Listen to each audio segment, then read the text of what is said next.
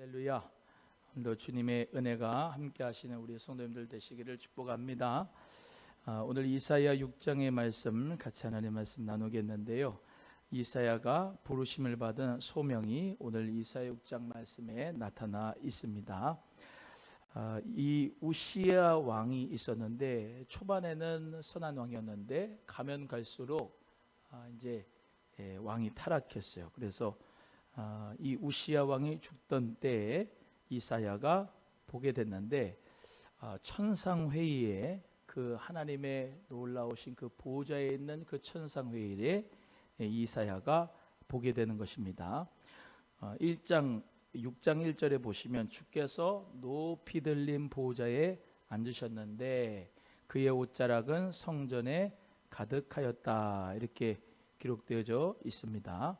그래서 이 보좌에 앉으신 우리 주님의 모습이 성전에 가득한 모습으로 나타나 있어요. 그래서 그 옷자락이 성전에 가득하였다.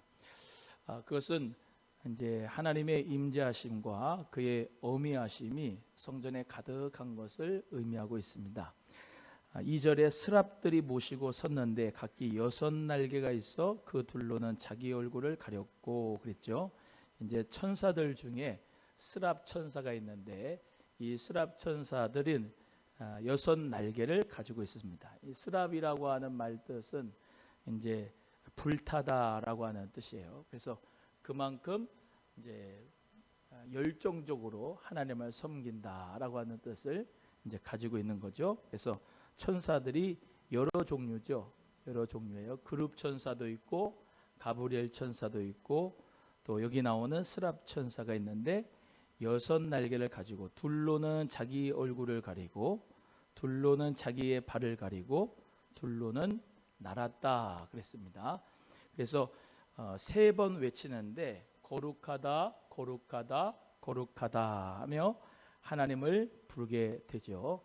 하나님의 그 거룩하심을 찬양하는 천사들의 모습이 이사야의 눈에 보이게 된 겁니다. 그래서 하나님께서 거룩하신 분이라는 것을 너무나도 선명하게 이사야가 천상회의에서 있는 스랍 천사들과 하나님의 모습을 이제 보게 되는 겁니다. 하나님의 영광이 온 땅에 충만하도다, 이렇게 찬양하는 그 소리를 듣게 됐습니다.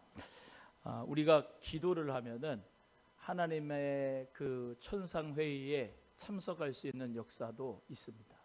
내가 하나님의 깊으신 것을 깨닫는 역사가 기도를 통해서 이루어지죠. 그래서 하나님께서 우리에게 성령의 감동과 감화를 주시는데 그 성령의 감동과 감화를 주시는 가운데서 우리는 환상도 보고 계시도 보고 하나님의 역사를 우리가 보게 되는 겁니다.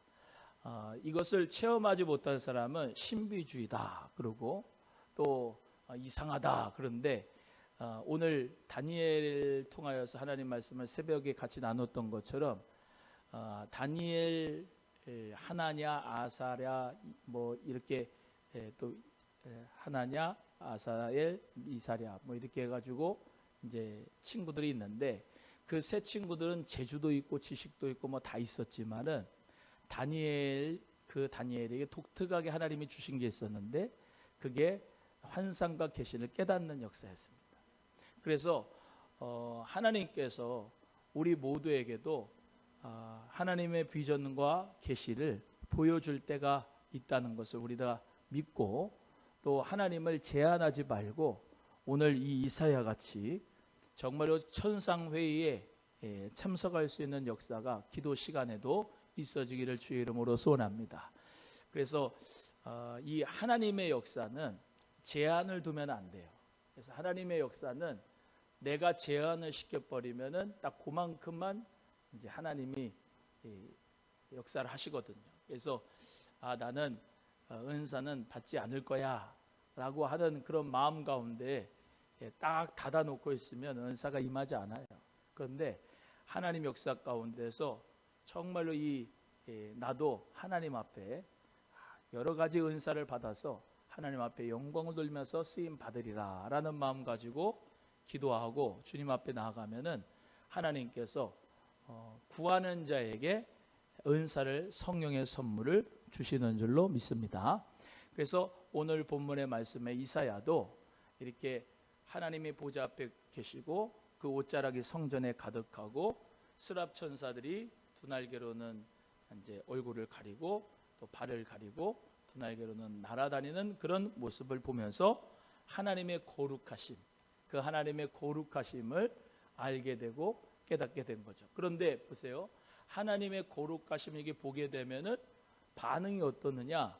화로다 나요 죽게 되었도다라고 하고 주님 앞에 고백하게 됩니다. 우리가 하나님의 영광을 드러내기 원합니다. 하나님의 영광을 보기 원합니다라고 정말로 아무것도 모르고 그렇게 고백을 하지만 하나님의 영광이 비치면 사도 바울과 같이 완전히 거꾸로 치는 거예요. 그래서 주여 니시오니까 하니까 나는 내가 핍박하는 예수라 하면서 그 예수님 앞에 완전히 거꾸로지게 되죠. 우리 모두도 오늘 하나님의 영광의 보좌 앞에 나아가는데 하나님의 영광의 보좌 앞에 나아가면서 내가 화로다 나여 망하게 되었도다, 그만큼 내 죄가 크다라는 것을 깨닫는 거예요. 하나님의 영광, 하나님의 빛이 나에게 임하면, 실제로 임하면 내 죄가 다 오픈돼요. 다 드러나게 돼 있어요. 그러면 하나님 앞에서 우리는 어떻게 하게 돼요? 회개하게 됩니다. 그 회개의 역사를 통해서 성령님은 우리를 다시 회복시켜 주시고 변화시켜 주시고 새로운 사명의 자리로 우리를 초청하여 주시는 줄로 믿습니다. 오늘 본문의 말씀에도 그랬죠. 나는 입술이 부정한 백성이고 나는 입술이 부정한 사람이고 나는 망하게 됐습니다. 화합니다. 화. 나는 죽었습니다. 라고 하면서 만군의 여호와를 내가 봤습니다. 이렇게 이사야가 주님 앞에 고백했을 때 어떤 역사가 일어났느냐? 스랍 천사가, 아까 봤던 그 스랍 천사 중에 하나가 나와서 부직갱이를 가지고 핀 숯을 가지고 내게로 날아왔었다 그럽니다. 그러면서 그 입술의 모든 죄악을 사하여 주셨다 이렇게 말씀하고 있는 것이죠. 그래서 하나님 앞에서 우리가 성령을 받고서 뭐부터 우리 모두가 다 변화되느냐? 입술이 변화돼야 돼요. 성령 받고 뭐가 변해야 돼요? 입술이 변해야 돼요. 입술이. 이사야처럼 하나님 앞에 정말로 하나님의 영광을 보게 되고 하나님의 어미하심을 보게 되면, 하나님의 거룩하심을 보게 되면 가장 먼저 자기 자신을 아는 겁니다. 화로다 나여 망하게 됐도다. 내가 죄인입니다. 그렇게 고백하게 되고 그 다음에 성령의 역사로 말미암아 우리 모든 입술이 어떻게 해요? 죄악이 제하여지는 역사가 있게 되는 것이죠. 하나님이 사명을 줄 때 그냥 주지 않고 사명을 감당할 수 있도록 하나님께서는 어떻게 하냐? 우리의 모든 입술에 성령으로 말미암아 불쏘시개로 우리의 입술을 제하셔서 하나님 뜻 가운데서 살아갈 수 있도록 하십니다. 제가 오늘 신방하면서 말씀드렸는데 고든 코넬이라고 하는 목사님이 쓰신 책에 성도를, 신앙인을 5가지로 분류를 했습니다. 5가지로 분류했는데 이제 영어로는 very important people 해가지고 VIP도 있고요. 또 very training people 해서 VTR 해가지고 훈련받은 성도들 이렇게 있고요. 또 very 이제 좋은 사람들도 있고 하는데 제가 충격을 받은 것은 5번째 사람이에요. 어떤 사람이냐? 신앙인들 중에서 힘을 쪽쪽 빼는 사람이 있다는 거예요. 공동체의 힘을 쪽쪽 빼는 사람들이 있다는 거예요. 교회 안에서. 그래서 very important person이 되고 정말로 트레이닝 피플이 되고 훈련받은 사람이 되고 선한 사람이 되고 나이스 좋은 사람들이 다 돼야 되겠지만은 어떤 한 사람이 안 돼야 되냐? 힘을 쪽쪽 빼는 사람은 되지 말아야 되겠다. 그래서 신앙생활의 이 공동체 안에서도 어떤 사람이 있으면은 그 입술을 통해서 부정한 입술로 이야기를 하면서 힘을 쪽쪽 빼는 사람이 있어요. 교회 공동체의 힘을 빼는 사람들, 그런 사람들 되지 말고 저와 여러분은 하나님 은혜 가운데서 정말로 교회에 힘을 주고, 할렐루야, 또 하나님 나라를 세워가고 주께 영광을 돌릴 수 있는 우리 모두가 되고 사명자가 되어야 될 줄로 믿습니다. 그래서 오늘 본문의 말씀에 이사야에게 하나님께서 핀 숯을 통해서 숯불로 그 입술을 대시고 악을 제하시고 죄가 사하여졌다, 이렇게 말씀하면서 예언할 수 있는 축복을 하나님께서 허락해 주셨다는 거예요. 그래서 우리는요, 하나님 앞에 늘 말할 때에도 하나님 말씀하는 것 같이 말해야 되고, 이 말이 정말로 이 공동체에 필요한 말인가 한 번 더 생각해보고 말해야 되고, 이것을 사랑으로 담아서 하는 말인가 또 생각해 봐야 되고, 아무리 옳은 말이라 그래도 내가 이 말을 함으로 저에게 상처를 주지 않는가라고 생각해 보고 말을 해야 돼요. 그래서 저번 주에 하나님이 성령으로 충만하시면 지혜도 주고 명철도 준다 그랬는데, 명철이 뭐냐면은 사물을 정확하게 판단하는 능력이거든요. 근데 명철한 사람은 사람들에게 많이 상처를 줍니다. 지혜로운 사람은 사물을 정확하게 판단하는 능력이 있어도 함부로 말하지 않아요. 오늘 말씀대로 하나님의 사명을 감당하려면은 입술부터 성령으로 말미암아 다스림 받아야 돼요. 왜냐하면 교회는 항상 말로 시험이 들기 때문에, 그리고 교회는 항상 서로가 서로에 대하여서 오해하는 부분이 많기 때문에 예수님 안에서 우리는 정말로 말 조심해야 되는데, 어떻게 해야 되느냐? 성령의 입술이 돼서, 할렐루야, 성령님께서 내 입술을 주관하시면서 말할 수 있도록 우리 모두 다 입술을 조심해야 된다라는 것을 기억하시고, 오늘 이 이사야에게 부르신 그 부르심의 소명이 나에게도 적용이 돼서, 하나님 아버지, 내가 나만 옳고 나만 명석하고 나만 명철해서 다른 사람을 비난하고 또는 비판하고 또는 내가 내 잣대로 그 사람을 판단하지 않았는가라고 하는 생각을 하면서, 오늘 그랬다면 회개할 수 있는 은혜가 저와 여러분에게도 있어지기를 주의 이름으로 소원합니다. 그래서 하나님 은혜 가운데서 우리 모두가 다 어떤 마음을 가져야 되냐? 이 이사야와 같이 성령으로 말미암아 내 입술의 죄가 사하여져야 될 줄로 믿습니다. 그런 가운데서 8절에 주의 목소리를 이사야가 들으니까 주께서 내가 누구를 보내며 누가 우리를 위하여 갈꼬라고 우리 하나님께서 말씀하셨어요. 그러면 여기 말씀처럼 정말로 하나님이 보낼 사람이 없어서 누가 우리를 위하여 갈꼬, 지금 우리라고 하는 것 삼위일체를 말씀하는데, 누가 우리를 위하여 갈꼬 하는 것이 사람이 없어서 하나님이 누가 우리를 위하여 갈꼬 하는 것이냐, 내가 누구를 보낼까라고 하는 것이 정말로 하나님이 쓸 사람이 없고 하나님이 정말로 사용할 사람이 없어서 그런 거냐? 그게 아니라 이사야에게 기회를 주는 거예요. 이사야에게 기회를 주면서 우리 하나님께서 말씀하신 거예요. 내가 누구를 보낼까?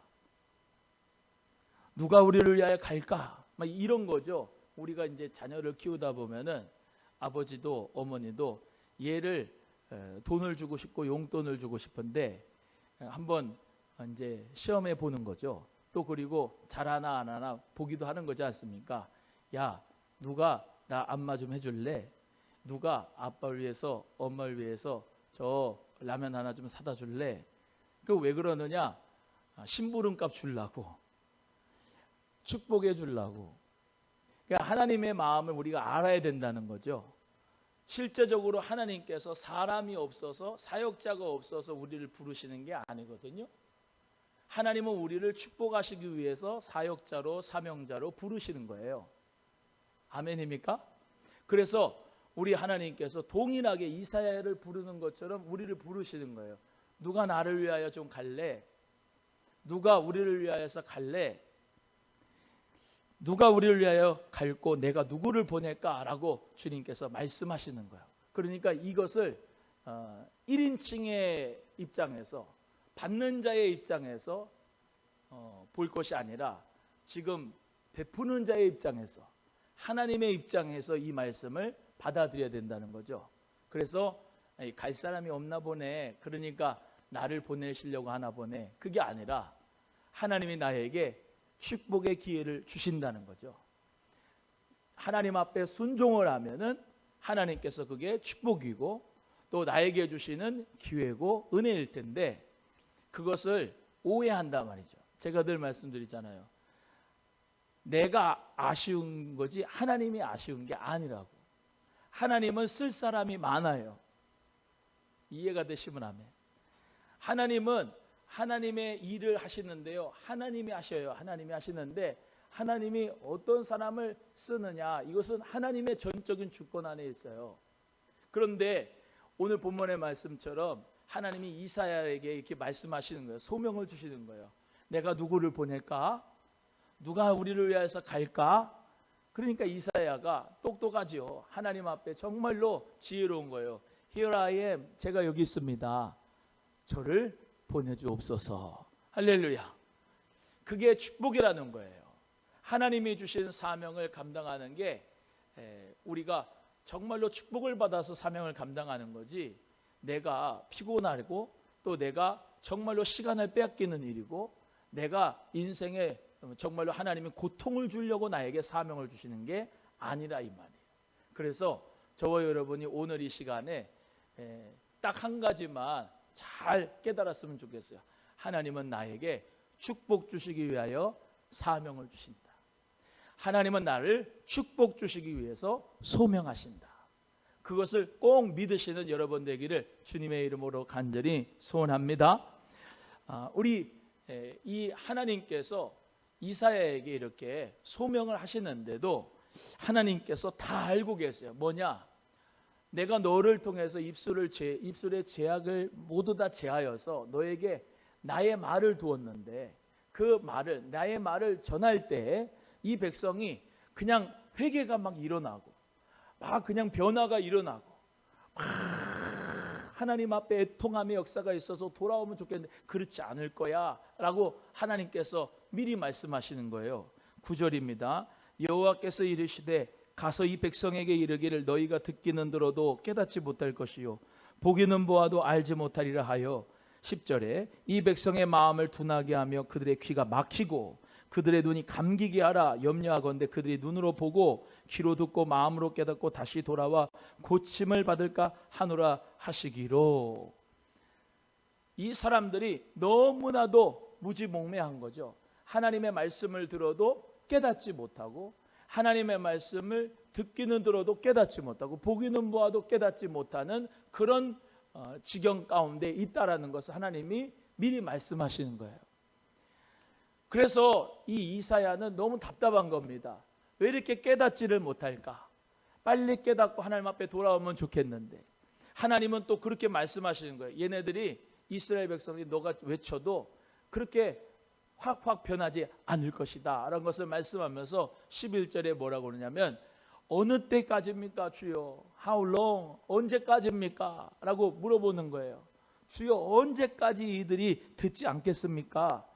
그랬더니 그것도 하나님의 때가 있는 거예요. 하나님의 때가, 들을 때가 있는 거예요. 황폐하여 성읍들이 주민이 없고 가옥들에는 사람이 없고 이 토지는 황폐하게 될 때까지다. 그게 뭐예요? 예루살렘이 망할 때까지라는 거예요. 예루살렘이 바벨론에 의해서 망할 때까지 듣지 않는다는 거예요. 여러분 망하기 전에 돌아오면 좋겠죠, 그죠? 완전히 싹 털어먹기 전에 돌아오면 좋겠잖아요. 근데 싹 털어먹고 완전히 황폐해지고 황폐해서 사람도 없고 토지는 황폐하게 될 때까지, 성전은 회파될 때까지, 그때까지도 말을 듣지 않을 때까지도 하나님께서는 길이길이 참고 계시는 거예요. 그래도 선지자를 보내는 거예요. 선지자를 통해서 하나님 말씀을 보내는 거예요. 그래서 여호와께서 사람들이 멀리 옮겨서 이 땅 가운데 황폐한 곳이 많을 때까지다, 이렇게 하나님께서 말씀하고 있는 거예요. 그런데요, 참 하나님의 섭리가 멋있는 게 바닥을 쳐야지, 완전히 망해져야지 새롭게 건설이 돼. 설 무너지면은 처리하기가 힘들어요. 오래된 건물은 아주 그냥 싹 밀어버려야 돼. 그리고 새 건물을 올려야지. 오래된 건물을 갖다 거기다가 뭐 리모델링하고 뭐를 하고 뭐를 하면 그건 돈 낭비입니다. 사람도 마찬가지고 나라도 마찬가지예요. 완전히 하나님께서 무너뜨리시고 난 다음에 70년 동안 바벨론 포로 생활을 하게 하는 거예요. 그래서 하나님께서 이렇게 말씀하시는 거예요. 얘네들이 혹시라도 깨달을까, 내가 깨달을까 봐 오늘 본문 말씀은 그러잖아요. 저들이 다시 돌아와 고침을 받을까 내가 염려한다. 차라리 다 무너지면 아무것도 없으니까 거기서 하나님 의지하고 주님 그 메마르고 황폐한 곳에서 하나님 앞에 간절한 심령으로, 상한 심령으로 주님을 간절하게 찾아 새로워질 텐데, 설 무너지고 설 이렇게 파괴되면은 언제든지 또 다시 죄악으로 돌아갈 수가 있다는 거죠. 그래서 하나님께서는 오늘 본문의 말씀을 통해서 완전히 멀리 옮기셔가지고 황폐한 곳이 많을 때까지 하나님께서 그렇게 하시겠다. 13절에 그 중에 10분의 1이 아직 남아있을지라도 이것도 황폐하게 될 것이나 밤나무와 상수리 나무가 배임을 당하여도 그 그루터기는 남아있는 것 같이 거룩한 씨가 이 땅에 그루터기니라 하시더라. 아멘.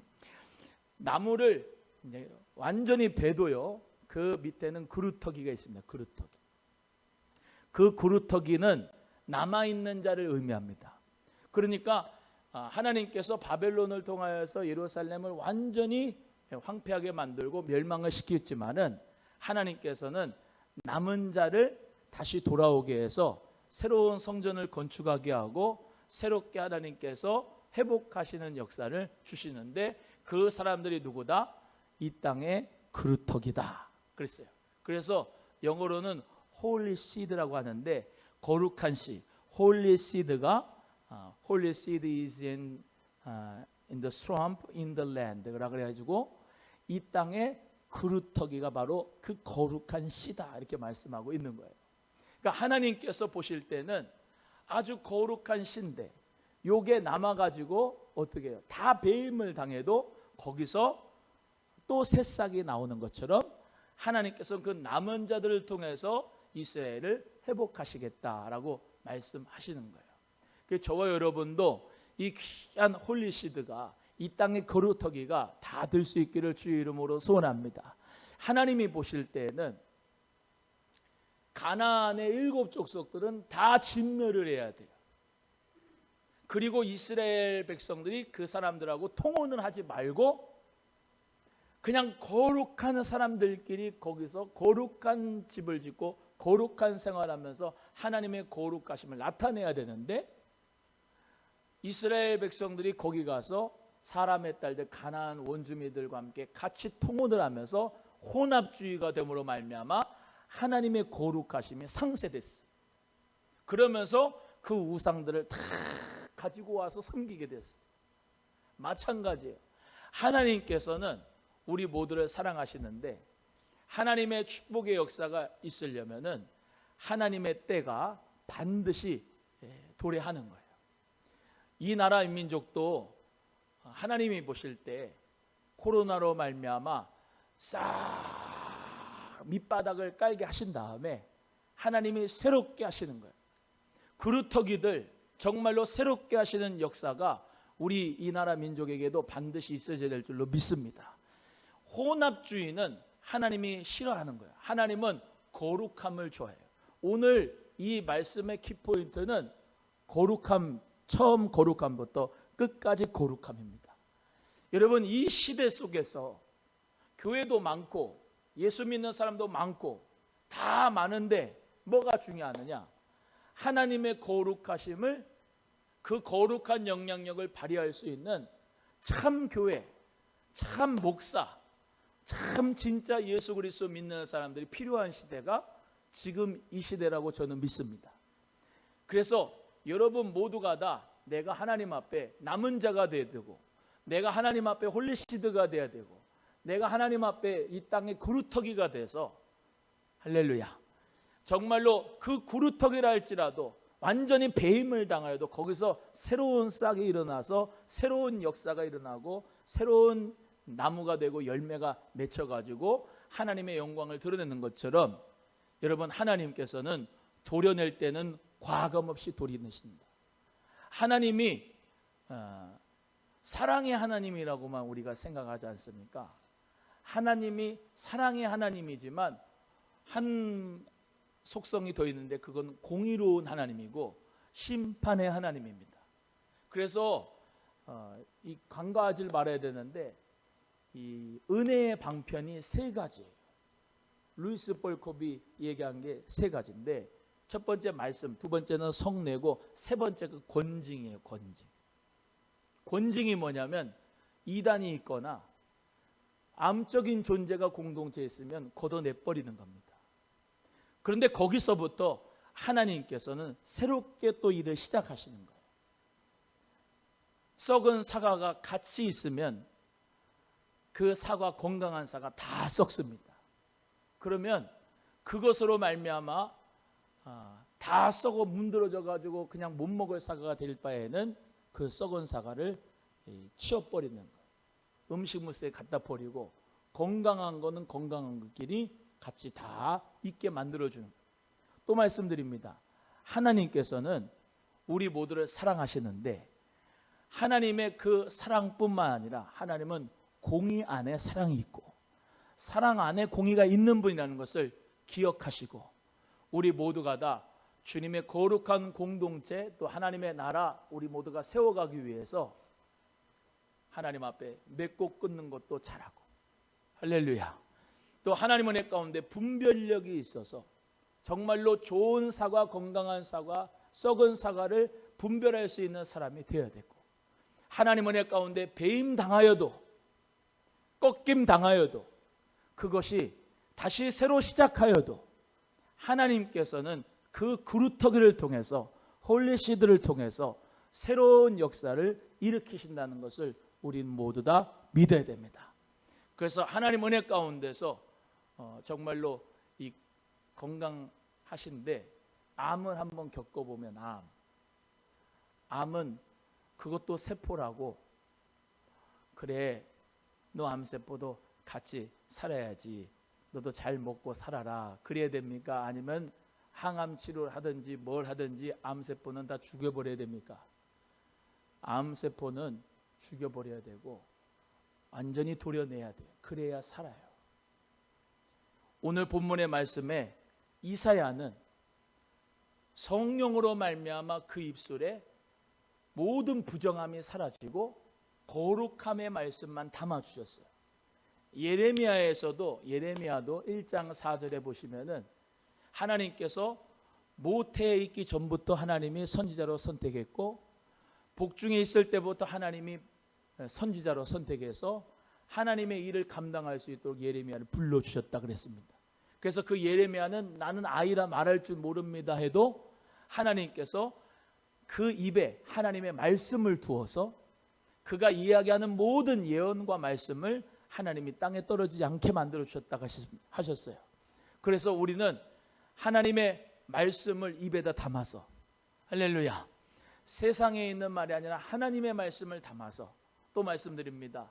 거룩한 말씀 우리 입술이 성령으로 말미암아 지짐받아서 공동체를 세워가고 교회를 세우고 하나님의 나라를 확장하고 하나님께 영광 돌리는 그런 귀한 입술이 되도록 우리 모두 쓰임받는 은혜가 있기를 주님의 이름으로 간절히 소원하고 우리 모두 다 그런 믿음의 그루터기가 돼서 오남수망교회 또 하나님의 나라 믿음으로 잘 세워서 칭찬받는 저와 여러분 꼭 되기를 주님의 이름으로 간절히 소원합니다. 그래서 하나님 앞에 우리 모두가 그런 고백하면 좋겠습니다. 누가 나를 위하여 갈까? 내가 누구를 보낼까? 라고 하는 것이 하나님 입장에서 보는 것은 뭐라고요? 당신을 축복하기 위해서 나에게 축복 주시기 위해서 이 사명과 소명을 주신다는 것을 기억하시고 쓰게 받지 말고 감사하게 받고 하나님 앞에 우리 모두 다 Here I am, 제가 여기 있습니다. 나를 보내소서라고 하나님 앞에 응답하여서 축복의 주인공들이 다 될 수 있기를 주님의 이름으로 간절히 소원합니다. 우리